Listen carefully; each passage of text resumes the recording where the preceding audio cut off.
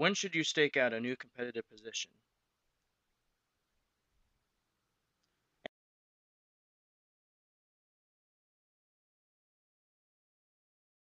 Answer A.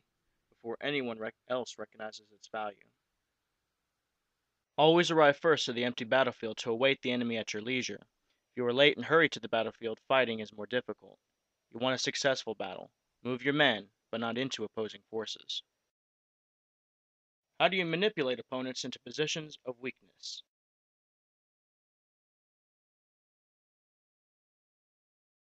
Answer C. By understanding their needs.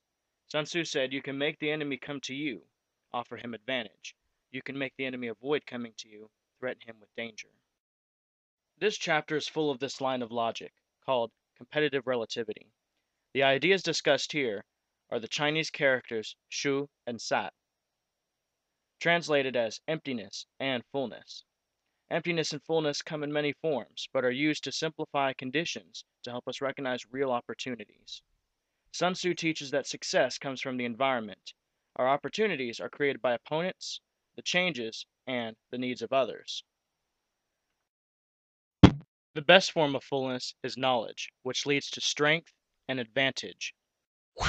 The worst form of emptiness for you is ignorance, which leads to weakness and disadvantage. Emptiness and fullness are two seeming opposite ideas, but are actually two sides of the same coin. Your strengths create your weaknesses, and since you can't compete in a vacuum, your strengths and weaknesses only exist when compared to your competition. You can be stronger compared to one competitor, but compared to another, you can be weaker. So what you are is partly defined from who you are compared to. Those who are successful go to areas that are undiscovered, away from competitors, because these regions take us to what's new and steps away from conflict. For more on what conflict is and why it's bad, stay tuned for the next video.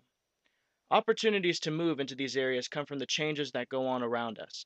These changes come from the climate, which reverses conditions over time. We are full, but eventually become hungry.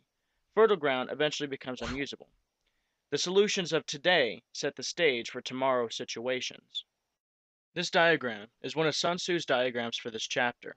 It shows how weakness is a stable state, but strength is a temporary one. Over time, fullness reverts to emptiness. As conditions change, we must keep up with those changes to find new opportunities to build strong positions, ones which come from our relationship with the environment and competitors.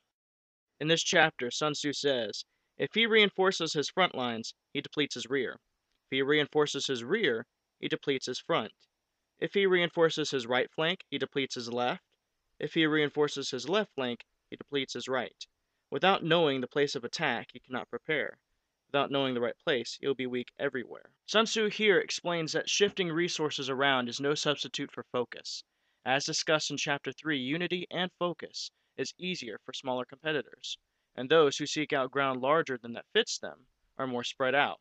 This spreading out weakens unity, but especially focus, leaving openings, a form of emptiness, for attack, for those who are more focused. How well do you understand this chapter?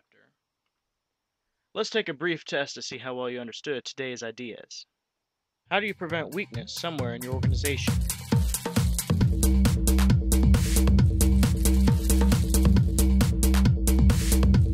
What do you want your opponents to defend?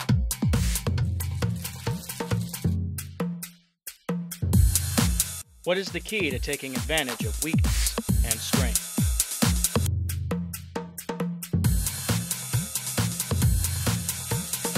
To learn the reasons behind these answers to these questions, as well as a full self-teaching guide / study manual from Sun Tzu, check out The Art of War Plus 306 Lessons in Strategy by Gary Gagliardi. That's all for today's Art of War Revealed. Before we leave, let's go ahead and go over to the key points to understanding this chapter.